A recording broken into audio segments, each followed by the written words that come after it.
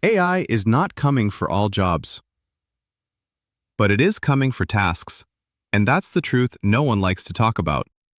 Jobs that depend on repetition, routine, and speed are changing fast. Not because humans are failing, but because machines are getting better at patterns. But here's the part people miss. AI doesn't replace people who think. It replaces people who refuse to adapt. Every big shift in history did the same thing.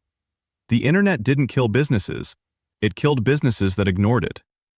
AI works the same way. It will take over boring work. It will automate busy work. It will handle things that drain human energy. And that opens space for something better.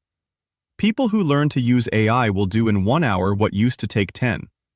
They won't lose jobs. They'll create new ones. The real risk isn't AI. The real risk is standing still while the world moves forward. So don't ask, will AI replace my job? Ask this instead. How can I work with AI and become impossible to replace? Because the future doesn't belong to the strongest, it belongs to the most adaptable.